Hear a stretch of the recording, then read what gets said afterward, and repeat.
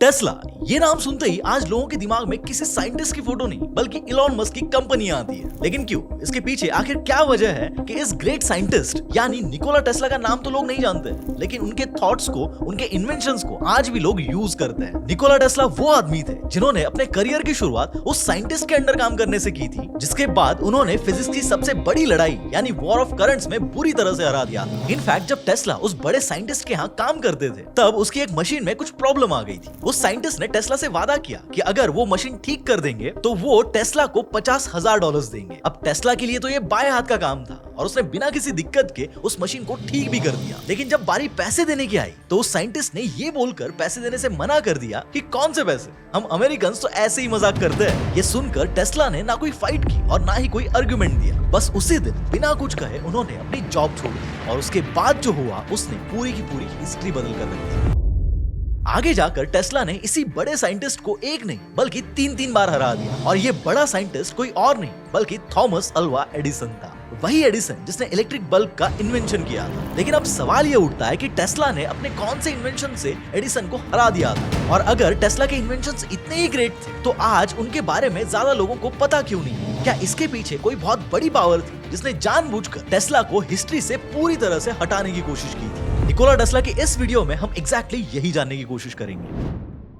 7 जुलाई 1943 New York में New Yorker नाम का एक होटल है जिसके रूम नंबर 3327 में 86 साल उम्र के एक बूढ़े आदमी की लाश मिलती है और उस लाश को उठाने के लिए FBI कुछ ही घंटों के अंदर उस रूम में घुस जाती है और उस बूढ़े इंसान के कुछ सीक्रेट डॉक्यूमेंट सीज कर लेती है। अब उन डॉक्यूमेंट्स में ऐसे क्या सीक्रेट छुपे हुए थे उन पर हमने आगे बहुत ही अच्छे से बात की है, लेकिन अभी के लिए मैं आपको ये क्लियर कर दूं कि उस होटल में पाई गई लाश किसी और की नहीं बल्कि निकोला टेस्ला की थी। और हाँ, आई डोंट थिंक कि मुझे इस डॉक्यूमेंट्री में एक 10-15 मिनट का पैच अलग से लगाकर ये बताने की जरूरत है कि निकोला टेस्ला कौन थे और उन्होंने इस दुनिया को क्या दिया है। लेकिन फिर भी जिन लोगों को टेस्ला के बारे में कुछ भी नहीं पता है उन्हें शॉर्ट में बता देता हूँ कि टेस्ला ने दुनिया को क्या क्या दिया है। हमारे घर में जो लाइट्स, फैंस, फ्रिज, जो भी इलेक्ट्रिकल अप्लायंसेस चलते हैं वो AC यानी अल्टरनेटिंग करंट के बेसिस पर चलते हैं, और ये जो अल्टरनेटिंग करंट का कॉन्सेप्ट है ये निकोला टेस्ला का इन्वेंशन है। इसके अलावा आज हम जो वाईफाई, ब्लूटूथ ऐसे वायरलेस कम्युनिकेशन टूल्स को यूज करते हैं इसका फाउंडेशन भी टेस्ला ने ही बिल्ड किया था। और तो और neon lights, electric motors, transformers, x ray imaging, hydro power system, ये सब इन्वेंशंस भी टेस्ला के ही नाम पर दर्ज है। तो in short Nikola Tesla is the person जिन्होंने हमारी डे टू डे लाइफ की बहुत बड़ी बड़ी प्रॉब्लम्स को सॉर्ट कर दिया है। अब आप सोच के देखो कि ओला, उबर, स्विगी, जोमैटो इन कंपनीज ने लोगों की छोटी छोटी प्रॉब्लम्स को सॉल्व करके आज बिलियंस ऑफ डॉलर्स वैल्यूएशन की कंपनीज खड़ी कर दी है। इनके फाउंडर्स की नेटवर्थ बिलियंस ऑफ डॉलर्स में है और आज इनके फाउंडर्स ऐशो आराम की जिंदगी जी रहे हैं। लेकिन आपको पता है 1943 में जब निकोला टेस्ला की होटल में लाश मिली थी उस दिन उस रूम में कुछ ऐसे बिल्स मिले थे जो कई महीनों से अनपेड थे। यानी अपने आखिरी दिनों में टेस्ला के पास इतने भी पैसे नहीं थे कि वो अपने खाने पीने का बिल पे कर सके। लेकिन ऐसा भी नहीं था कि उनके पास कभी पैसा था ही नहीं। इनफैक्ट टेस्ला के बारे में कहा जाता है कि उन्होंने एक ऐसी बिजनेस डील साइन की थी जिससे कि वो दुनिया के पहले बिलियनियर बन सकते थे। तो फिर अब सवाल ये आता है कि आखिर कुछ ही सालों में ऐसा क्या बदल गया कि वो दुनिया के फर्स्ट बिलियनर बनना तो छोड़ो, उनके पास होटल का बिल पे करने जितने भी पैसे नहीं बचे। ऐसा क्या हुआ कि थॉमस एडिसन, अल्बर्ट आइंस्टाइन जो निकोला टेस्ला के दौर के ही साइंटिस्ट थे, उनको तो साइंस की टेक्स्ट बुक्स में भर भर के पन्ने मिल गए, लेकिन निकोला टेस्ला को 5-10 पन्ने भी नसीब नहीं हुए। टेस्ला के साथ जो हुआ था या फिर इंटेंशनली जो किया गया था वो सुनकर आपका इंसानियत पर से भरोसा उठने वाला है। बस अगले कुछ मिनट्स इस डॉक्यूमेंट्री को पूरा फोकस लगाकर ध्यान से देखना। ये है warden Cliff tower and I am sure कि जो भी लोग टेस्ला के बारे में थोड़े बहुत भी जानकार हैं उन्होंने कभी ना कभी इस टावर के बारे में पढ़ा या सुना होगा। लेकिन आप में से कईयों ने जो भी पढ़ा है मैं लिख कर देता हूँ कि वो बहुत ही जेनेरिक और सरफेस लेवल वाली इंफॉर्मेशन है। अब मैं आपको जो बताऊंगा वो वाली कहानी ऐसी होगी जो आपने कभी नहीं सुनी होगी, और मैं ये इतना कॉन्फिडेंटली इसलिए कह पा रहा हूँ क्योंकि हम पिछले महीने से इस टॉपिक पर काम कर रहे हैं। मैं सांस लेता हूँ तो आप में से किसी एक का कमेंट आ जाता है कि मंगेश भाई निकोला टेस्ला के ऊपर एक डॉक्यूमेंट्री हो जाए, एंड इट इज हियर। और हाँ, किसी और टॉपिक पर भी अगर आपको डॉक्यूमेंट्रीज चाहिए तो नीचे कमेंट्स में सजेस्ट कर देना। विल ट्राई आवर बेस्ट कि आगे वाली डॉक्यूमेंट्री उसी टॉपिक पर हो। चलो अब इस टॉपिक पर वापस आते हैं। तो ये है वार्डनक्लिफ टावर। ये जो टावर है वो टेस्ला की लाइफ का सबसे बड़ा ड्रीम प्रोजेक्ट था। अगर आसान भाषा में बताऊं तो टेस्ला का ये कहना था कि इस टावर की हेल्प से वो इलेक्ट्रिसिटी और इंफॉर्मेशन को वायरलेसली और वो भी फ्री ऑफ कॉस्ट लोगों तक पहुंचा सकते हैं। मतलब हमारे घरों में ये जो मीटर्स लगे होते हैं और हम जो हर महीने बिजली का बिल भरते हैं वो हमें भरना ही नहीं पड़ता अगर टेस्ला का ये वार्डनक्लिफ प्रोजेक्ट कंप्लीट हो जाता। इवन टेस्ला के अकॉर्डिंग इस टावर को यूज करके आप फोन कॉल्स, मैसेजेस और फोटोज भी वायरलेसली शेयर कर सकते थे। और पता है ये टावर ऑलमोस्ट बन भी गया था, लेकिन बाद में यूएस गवर्नमेंट ने इसे डिसमेंटल करके तोड़ मरोड़ कर स्क्रैप में भेज दिया। So the question here is कि जब टेस्ला का ये प्रोजेक्ट इतना रिवॉल्यूशनरी था तो आखिर क्यों यूएस गवर्नमेंट ने उनके टावर को तोड़ दिया और क्यों उसके बाद ये प्रोजेक्ट कभी भी आगे नहीं बढ़ पाया। तो ये समझने के लिए हमें कुछ डॉट्स को कनेक्ट करना पड़ेगा और इसके लिए हमें टेस्ला की लाइफ के शुरू के इवेंट्स को थोड़ा अच्छे से डिकोड करना पड़ेगा। देखो क्या हुआ था थॉमस एडिसन, इनके बारे में तो सबने सुना ही होगा, बचपन से पढ़ाया गया हमें, और इनका वो कोट भी सुना होगा आपने कि I have not failed, I have just found 10,000 ways that won't work. कहा जाता है कि इन्होंने बल्ब इन्वेंट करने के लिए 10,000 बार ट्राई किया था और 10,001वीं बार कहीं उन्हें उसमें कामयाबी मिली थी। खैर ये तो हुआ वो एडिसन जो हमें टेक्स्ट बुक्स ने पढ़ाया। अब जरा उस एडिसन पे नजर डालते हैं जो मुझे मेरी रिसर्च में पता चला। आपको पता है थॉमस एडिसन और निकोला टेस्ला, इन दोनों के बीच में एक बहुत बड़ा वॉर हुआ था, the war of current. Tesla और एडिसन के बीच का ये भी कॉन्फ्लिक्ट आप में से कई लोगों को पता होगा, बट अगेन वही आपको सिर्फ सरफेस लेवल पर पता होगा। अब जरा इसकी गहराई में जाकर इसे इन्वेस्टिगेट करते हैं। देखो 1870 से पहले कुछ ऐसा सीन था कि लोग लाइट के लिए मोस्टली कैंडल्स और ऐसी लालटेन यूज करते थे, लेकिन आगे 1878 में क्या हुआ कि थॉमस एडिसन ने एडिसन इलेक्ट्रिक लाइट कंपनी नाम से अपनी एक कंपनी शुरू कर दी और 1879 में इसी कंपनी के अंडर इन्होंने पहली बार एक लाइट बल्ब इन्वेंट किया। अब एडिसन ने जो इन्वेंशन किया था वो थी तो कमाल की चीज, लेकिन उसमें एक प्रॉब्लम थी। एडिसन की जो कंपनी थी वो डीसी सिस्टम यानी कि डायरेक्ट करंट सिस्टम पर ऑपरेट होती थी। अब ये जो डीसी करंट सिस्टम है इसका मेजर ड्रॉबैक ये था कि इसको यूज करके इलेक्ट्रिसिटी को ज्यादा से ज्यादा 2 से 3 किलोमीटर के डिस्टेंस तक ही कैरी किया जा सकता था। इसीलिए हर 2 से 3 किलोमीटर पर इन्हें पावर स्टेशंस लगाने पड़ते थे, जिससे कि कंपनी को भी बहुत ज्यादा खर्चा आता था और ऑब्वियसली कंपनी अपना खर्चा कस्टमर से ही रिकवर करेगी, इसीलिए कस्टमर्स को भी बिजली का बिल बहुत ज्यादा पे करना पड़ता था। लेकिन अब जो कि डीसी का कोई अल्टरनेटिव या फिर कोई दूसरा कॉम्पिटिटर था ही नहीं, तो एडिसन के डीसी सिस्टम को दुनिया का स्टैंडर्ड बना दिया गया और इस मोनोपोली और एक्सक्लूसिविटी से थॉमस एडिसन ने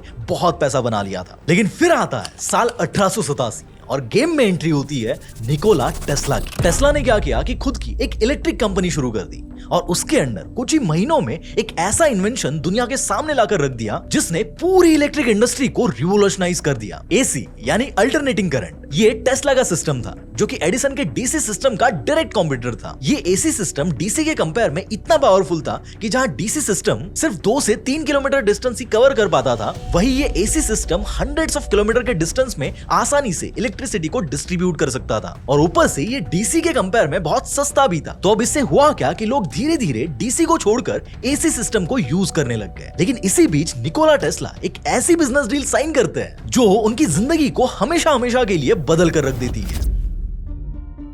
यह है जॉर्ज वेस्टिंगहाउस, जो कि वेस्टिंगहाउस इलेक्ट्रिक एंड मैन्युफैक्चरिंग नाम की कंपनी के फाउंडर थे। क्या हुआ कि साल 1888 में निकोला टेस्ला इनके साथ एक बिजनेस डील साइन कर लेते हैं जिसमें वो अपने एसी पेटेंट्स वेस्टिंगहाउस की कंपनी को हैंड ओवर कर देते हैं और इसके बदले उन्हें उस दौर में $60,000 कैश, वेस्टिंगहाउस कंपनी के 150 शेयर्स और वेस्टिंगहाउस कंपनी के लिए काम करने के लिए $2,000 पर मंथ की सैलरी मिलती है। लेकिन इस डील में टेस्ला को एक और भी ऑफर मिलती है and that was royalty fees. ये एग्रीमेंट बेसिकली इस टाइप का था कि एसी सिस्टम के थ्रू बिकने वाली जो इलेक्ट्रिसिटी होगी उसके पर हॉर्स पावर सेल पर टेस्ला को $2.50 की रॉयल्टी मिलेगी। अब क्या हुआ कि आगे चलकर जैसे जैसे अल्टरनेटिंग करंट पूरे देश में यूज होने लगा तो उससे वेस्टिंगहाउस की तरफ से टेस्ला को हर साल थाउजेंड्स ऑफ डॉलर्स रॉयल्टी के फॉर्म में मिलना शुरू हो गए। इनफैक्ट 1890 तक यानी एसी के इन्वेंशन के सिर्फ 3 साल के अंदर ही टेस्ला ऑलरेडी एक मिलियनेयर बन चुके थे और उन दिनों टेस्ला के बारे में कहा जाता था कि सिर्फ इस एक डील की वजह से निकोला टेस्ला दुनिया के पहले बिलियनर बन सकते थे। लेकिन ऐसा नहीं हुआ और इवन जैसे कि मैंने शुरू में कहा कि बिलियनर बनना तो छोड़ो, वो अपने आखिरी दिनों में खुद के खाने पीने का बिल भी पे नहीं कर पाए। तो फिर अब ऑब्वियस सा सवाल ये आता है कि आखिर चीजें बिगड़ी कहां पर। तो देखो हुआ क्या कि टेस्ला ने एसी को इंट्रोड्यूस करके एडिसन के बिजनेस को कंप्लीटली डिसरप्ट कर दिया था और इसके रिएक्शन में एडिसन ने एक बहुत ही अनफेयर हरकत कर दी। एडिसन ने सोचा कि अगर मुझे मेरे डीसी सिस्टम को best in the market prove करना है तो इसके लिए पहले तो ये प्रूव करना पड़ेगा कि क्यों एसी सिस्टम एकदम बकवास है और ये करने के लिए उसने टेस्ला की कंपनी के अगेंस्ट एक डर्टी पीआर कैंपेन शुरू कर दिया। उसने क्या किया कि इस कैंपेन के थ्रू एक बिल्ली और कुत्ते को पब्लिक के सामने इलेक्ट्रिक शॉक देकर मार डाला। इवन एक बार तो उसने एक हाथी को भी करंट देकर मार गिराया और लोगों से कहा कि ये सब टेस्ला की एसी सिस्टम की वजह से हुआ है। अब ऑब्वियस सी बात है कि ये देखकर लोगों के मन में अल्टरनेटिंग करंट को लेकर एक डर का माहौल क्रिएट हो गया। लेकिन दूसरी तरफ जो निकोला टेस्ला थे वो भी शांत थोड़ी बैठने वाले थे। उन्होंने भी एडिसन के रिस्पॉन्स में एक पीआर कैंपेन लॉन्च कर दिया। उन्होंने क्या किया कि एक दिन पब्लिक के सामने बैठकर अपनी बॉडी के थ्रू एसी इलेक्ट्रिसिटी को पास करके दिखाया, जिससे उन्होंने प्रूव कर दिया कि एसी सिस्टम से किसी की डेथ होना बहुत ही रेयर केस है। अब अगले कुछ सालों तक इन दोनों कंपनीज का यही पीआर गेम चलता रहा। एडिसन ने इस बात में अपनी पूरी जी जान लगा दी कि वो कैसे भी करके टेस्ला के एसी सिस्टम को बकवास प्रूव कर दे। लेकिन इसी बीच दो ऐसे इवेंट्स हुए जिसने एडिसन और उसके डीसी सिस्टम को सिस्टम से ही बाहर फेंक दिया। पहला इवेंट था वर्ल्ड्स फेयर, यानी एक बहुत ग्रैंड मेला जो 1893 में शिकागो में हुआ था। हुआ क्या कि इस मेले के जो ऑर्गेनाइजर्स थे उन्हें इस इवेंट के लिए एक पावरफुल इलेक्ट्रिकल सिस्टम चाहिए था जो कि आराम से इस इवेंट को लाइट अप कर सके। और इसके लिए उनके पास दो ऑप्शंस थे, एडिसन की जनरल इलेक्ट्रिक कंपनी जिनका डीसी सिस्टम था और टेस्ला की वेस्टिंगहाउस इलेक्ट्रिक कंपनी जिनके पास एसी सिस्टम था। अब ऑर्गेनाइजर्स ने क्या किया कि इन दोनों कंपनीज की ऑफर को एनालाइज करके ये जो कॉन्ट्रैक्ट था वो टेस्ला की कंपनी को दे दिया, क्योंकि टेस्ला की कंपनी ने उन्हें ये ऑफर दिया था कि एडिसन की कंपनी जितने पैसों में ये काम करने वाली है उससे डायरेक्ट आधे बजट में हम लोग आपका ये काम करके देंगे। और पता है इस इवेंट में टेस्ला की एसी सिस्टम ने 2 लाख से भी ज्यादा बल्ब्स एक साथ एक ही बारी में लाइट करके रिकॉर्ड सेट कर दिया था। और यही वो हिस्टोरिक मोमेंट था जब लोगों को असलियत में एसी सिस्टम का पोटेंशियल समझ में आ गया था और सबको ये भी पता चल गया था कि एसी सिस्टम कितना सेफ है। अब इसके बाद जो दूसरा इवेंट था वो था Niagara Falls power project. US में जो नाइग्रा फॉल्स है, अराउंड 19th सेंचुरी के एंड की बात है, वहां पर कुछ इंडस्ट्रियलिस्ट मिलकर एक बड़े पावर प्रोजेक्ट पर काम कर रहे थे। इस प्रोजेक्ट के अंदर वो नाइग्रा फॉल्स के पानी को यूज करके उससे इलेक्ट्रिसिटी जनरेट करना चाहते थे और उसे नियर बाय में जो बफलो और न्यूयॉर्क सिटी है वहां पर सप्लाई करना चाहते थे। अब ये जो प्रोजेक्ट था ये उस समय एक बहुत ही जायंट प्रोजेक्ट था और इसको लेकर काफी डिस्कशंस वगैरह हो रहे थे। कई एक्सपर्ट्स में एक डिबेट चल रहा था कि इस प्रोजेक्ट के लिए एसी सिस्टम को यूज किया जाए या फिर डीसी सिस्टम को यूज किया जाए। और काफी डिस्कशन के बाद 1895 में ये जो कॉन्ट्रैक्ट था वो टेस्ला की वेस्टिंगहाउस कंपनी को दे दिया गया। और इस बार भी टेस्ला ने कुछ ऐसा कर दिखाया जो सबको ऑलमोस्ट इम्पॉसिबल लग रहा था। उन्होंने क्या किया कि एक ऐसा एसी जनरेटर बनाया जिसने नाइग्रा फॉल से लेकर बफलो सिटी, जिनके बीच अराउंड 30 से 40 किलोमीटर का डिस्टेंस है, वहां तक इलेक्ट्रिसिटी को पहुंचा दिया। और इतने डिस्टेंस तक इलेक्ट्रिसिटी को ट्रांसमिट करना मतलब डीसी सिस्टम के सिलेबस के बाहर का क्वेश्चन था। और इसीलिए ये जो दो इवेंट्स थे, ये जायंट मेला और नाइग्रा फॉल्स प्रोजेक्ट, इन दोनों ने ये साबित कर दिया था कि ये जो वॉर ऑफ करंट है इसका असली विनर टेस्ला का एसी सिस्टम है। और तब से लेकर आज तक डोमेस्टिक यूज से लेकर इंडस्ट्रियल यूज तक ऑलमोस्ट 90% केसेस में एसी सिस्टम का यूज होता है। लेकिन अब भले ये war of currents Nikola Tesla जीत गए थे, लेकिन इस वॉर के चलते एक बहुत बड़ी प्रॉब्लम क्रिएट हो गई थी। क्या हुआ था कि एडिसन की कंपनी से कंपीट करने के लिए वेस्टिंगहाउस कंपनी को कई बार लॉस में जाकर काम करना पड़ रहा था। उन पर राइवल कंपनी से कई सारे लीगल चार्जेस लगाए जा रहे थे जिन्हें सॉल्व करने के लिए बहुत ज्यादा पैसा खर्च हो रहा था। और ऊपर से उस नाइग्रा फॉल्स प्रोजेक्ट के लिए वेस्टिंगहाउस को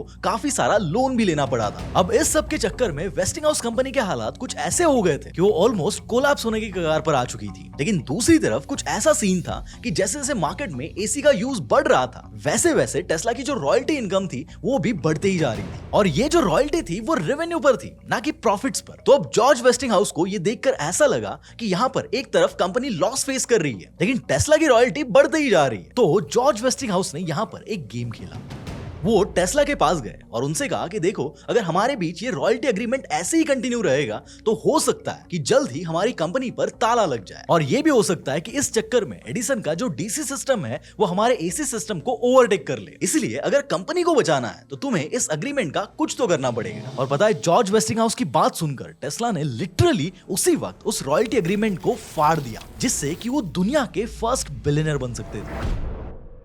लेकिन अब ध्यान से सुनना, यहाँ पर दो एंगल्स हैं। कई लोग मानते हैं कि वेस्टिंगहाउस को सच में बहुत ज्यादा लॉसेस फेस करने पड़ रहे थे, इसीलिए उन्होंने टेस्ला को रॉयल्टी फीस ना लेने के लिए कन्विंस किया। लेकिन इसी का दूसरा एंगल ये कहता है कि टेस्ला, जो कि इतने बड़े जीनियस थे, क्या उन्हें इतनी भी समझ नहीं थी कि अगर वो उस अग्रीमेंट को फाड़ देंगे तो उन्हें शायद अपने सबसे बड़े इनकम सोर्स से हाथ धो बैठना पड़ेगा। और उन्होंने ऐसे कैसे किसी के कहने पर इतना इंपॉर्टेंट अग्रीमेंट फाड़ कर फेंक दिया। वो सिंपली ये भी तो कह सकते थे कि आप आपकी कंपनी के लॉसेस कहीं और से रिकवर कर लो, मुझे मेरी रॉयल्टी चाहिए, और ज्यादा से ज्यादा कुछ हो सकता है तो मैं अपनी रॉयल्टी के रेशो को थोड़ा बहुत कम कर सकता हूँ, लेकिन मैं पूरी तरह से इस अग्रीमेंट को कैंसिल तो नहीं कर सकता। और टेस्ला की जगह कोई भी और होता तो शायद यही करता। तो फिर अब सवाल ये आता है कि टेस्ला ने आखिर ऐसा क्यों नहीं किया, और क्यों उन्होंने वेस्टिंगहाउस की बात को चुटकी में एक्सेप्ट कर लिया। तो देखो, इसका जो रीजन था वो समझने के लिए हमें टेस्ला के माइंडसेट को, उनकी साइकी को थोड़ा डिकोड करना पड़ेगा। देखो, कई साइकोलॉजिस्ट के अकॉर्डिंग जो निकोला टेस्ला थे उनमें मसाइनिक कॉम्प्लेक्स था, यानी वो इस बात पर बहुत ही स्ट्रांगली बिलीव करते थे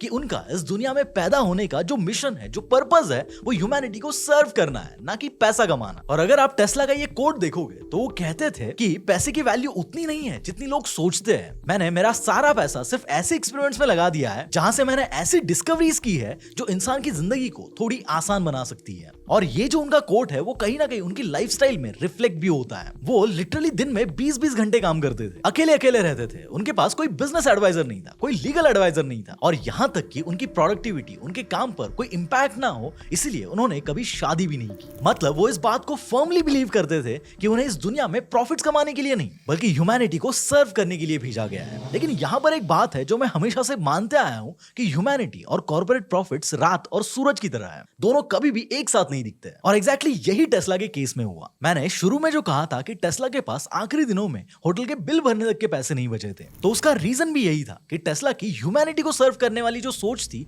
वही अनफॉर्चुनेटली उन्हें खा गई। जब वेस्टिंगहाउस टेस्ला से आकर कहते हैं कि यार देखो, अपनी कंपनी अभी लॉस में चल रही है और हो सकता है कि आगे चलकर हमारे पास कंपनी को ऑपरेट करने के लिए पैसे ही ना बचे, और इस चक्कर में एडिसन का जो डीसी सिस्टम है वो हमारे एसी सिस्टम को ओवरटेक कर ले, और इससे हो सकता है कि ह्यूमैनिटी को काफी कुछ झेलना पड़े। और वेस्टिंगहाउस की बातों में आकर टेस्ला अपना रॉयल्टी एग्रीमेंट फाड़ देते हैं और अपने लाइफ की सबसे बड़ी गलती कर देते हैं। सिर्फ इसलिए नहीं क्योंकि उनका मेन इनकम सोर्स इससे अफेक्ट हो चुका था, बल्कि इसलिए क्योंकि इस एग्रीमेंट को फाड़ने की वजह से अब उनके साथ एक और बहुत बड़ा खेल होने वाला था। लेकिन अब शायद आप सोच रहे होंगे कि भाई इससे बुरा अब क्या ही होगा, राइट? तो देखो, हुआ क्या था कि टेस्ला, जैसे कि मैंने शुरू में ही बताया था, कि वो इस वार्डनक्लिफ टावर पर काम कर रहे थे, जो कि उनका एक ड्रीम प्रोजेक्ट था। और मैंने आपको ऑलरेडी बता रखा है कि इस टावर का पर्पस बेसिकली दुनिया को वायरलेसली फ्री में इलेक्ट्रिसिटी और वायरलेस कम्युनिकेशन प्रोवाइड करना था। तो फिर वही सवाल आता है कि आखिर क्यों उनके इस प्रोजेक्ट को सिस्टमैटिकली खत्म कर दिया गया। बात ऐसी थी कि इस टावर को बनाने के लिए टेस्ला को एक बड़े फंडिंग की जरूरत थी, और उस वक्त मार्केट में one of the biggest financier थे जेपी मॉर्गन। इसलिए टेस्ला जेपी मॉर्गन के पास जाते हैं और उन्हें अपने इस टावर के बारे में बताते हैं कि कैसे ये मार्केट में एक रिवॉल्यूशनरी चीज हो सकती है, और जो कि टेस्ला इससे पहले भी अल्टरनेटिंग करंट जैसा डिसरप्टिव इन्वेंशन लेकर मार्केट में आए थे। इसलिए जेपी मॉर्गन उन पर ब्लाइंडली ट्रस्ट कर सकते थे कि ये बंदा जो भी बनाएगा कुछ तो हटके ही बनाएगा। और इसी वजह से जेपी मॉर्गन ने टेस्ला को उस टाइम पर $1.5 लाख की फंडिंग दे दी। टेस्ला ने फंड्स लिए और अपने टावर पर काम करना शुरू कर दिया। लेकिन इसके 2-3 साल बाद क्या हुआ कि टेस्ला को और फंड्स की जरूरत पड़ गई। $1.5 लाख में उनका प्रोजेक्ट थोड़ा बहुत ही कंप्लीट हो पाया था, इसलिए उन्होंने फिर से जेपी मॉर्गन से फंड्स लेने का डिसाइड किया और वो जेपी मॉर्गन के पास चले गए। लेकिन वहां पर उन्होंने एक बहुत बड़ी गलती कर दी।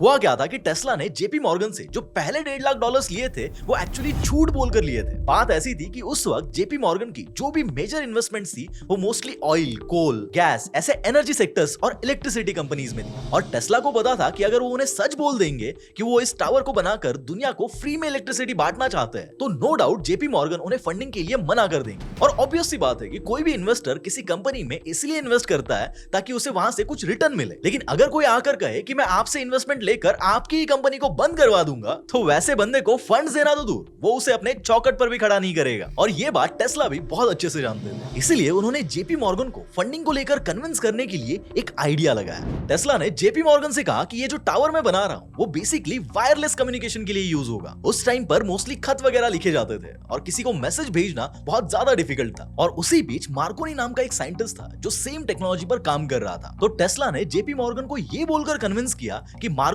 जो वायरलेस कम्युनिकेशन टेक्नोलॉजी बिल्ड कर रहा है, मैं उससे भी बढ़िया टेक्नोलॉजी बनाकर दिखाऊंगा और उसके लिए मुझे फंडिंग चाहिए। और जेपी मॉर्गन को भी टेस्ला का पोटेंशियल पता था, तो उन्होंने उसे फंड्स दे भी दिए। लेकिन जब आगे चलकर टेस्ला को और फंड्स की जरूरत पड़ी तो वो फिर से जेपी मॉर्गन के पास गए और उन्हें बताया कि मुझे इस वार्डनक्लिफ टावर को कंप्लीट करने के लिए थोड़े और फंड्स की जरूरत है। और साथ ही उन्होंने जेपी मॉर्गन को यह भी बताया कि ये टावर जो है वो सिर्फ वायरलेस कम्युनिकेशन ही नहीं बल्कि वायरलेस इलेक्ट्रिसिटी भी जनरेट करने वाला है। ये सुनकर पहले तो जेपी मॉर्गन को लगा कि भाई ये तो मतलब बढ़िया है कि अब वायरलेस कम्युनिकेशन के साथ साथ वायरलेस इलेक्ट्रिसिटी भी बेचेंगे। इसलिए जेपी मॉर्गन ने टेस्ला से अगला ही सवाल ये पूछा कि चलो ये सब तो ठीक है, आइडिया आइडिया भी अच्छा है तुम्हारा, लेकिन मुझे एक बात बताओ कि अगर इलेक्ट्रिसिटी वायरलेस होगी तो लोगों के घर में इसका मीटर एग्जैक्टली कहां पर लगेगा, जिससे कि हम लोगों से बिजली का बिल वसूल करेंगे। और पता है, इस पर टेस्ला बोलते हैं कि इसमें कोई मीटर वीटर नहीं लगेगा। ये जो टावर है, इससे लोगों को फ्री में अनलिमिटेड इलेक्ट्रिसिटी मिलेगी। और हम ऐसे ही कई सारे टावर्स दुनिया के कोने कोने में बनाएंगे, जिससे कि लोगों को कभी भी इलेक्ट्रिसिटी बिल भरने की जरूरत ही नहीं पड़ेगी। पहले तो ये सुनकर जेपी मॉर्गन का दिमाग ठंडा पड़ गया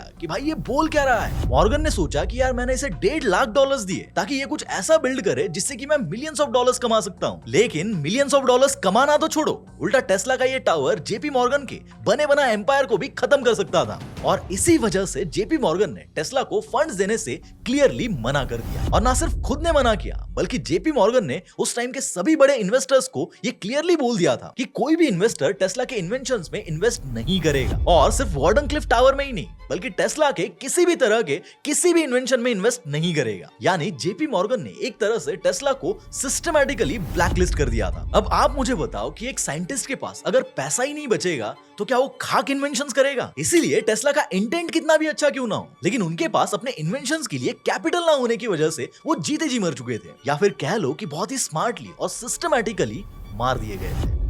क्योंकि एज अ साइंटिस्ट आप दुनिया बदल सकते हो, लेकिन सिस्टम उसको बदलने की सोच भी नहीं सकते हो। जब तक आप सिस्टम के साथ मिलकर काम कर रहे हो, तब तक सिस्टम भी आपको साथ लेकर चलता है। लेकिन जैसे ही आप सिस्टम को चैलेंज करते हो, तो वही सिस्टम आपको सिस्टमैटिकली गायब कर डालता है। आपको पता है, थॉमस एडिसन की जनरल इलेक्ट्रिक कंपनी टॉप 3 में आ चुकी थी। जॉर्ज वेस्टिंगहाउस मिलियनर बन चुके थे। मार्कोनी, जिसने टेस्ला के 17 पेटेंट्स को कॉपी पेस्ट करके फर्स्ट रेडियो ट्रांसमिशन बनाया था, उसे नोबेल प्राइज दिया गया। और टेस्ला इतने जीनियस होने के बाद भी उसी सिस्टम ने ऐसी जगह पर लाकर छोड़ दिया था कि उनके पास अपने आखिरी दिनों में फूटी कौड़ी तक नहीं बची। और इस तरह निकोला टेस्ला का जो पहला असैसिनेशन था, वो था इकोनॉमिकल असैसिनेशन। ऐसे ही निकोला टेस्ला के बारे में हमने और भी कई सारे एस्पेक्ट्स को इन डेप्थ में स्टडी किया है और उन सबको मिलाकर एक पूरी डॉक्यूमेंट्री बनाई है। To watch the full documentary, click on the first link in the description.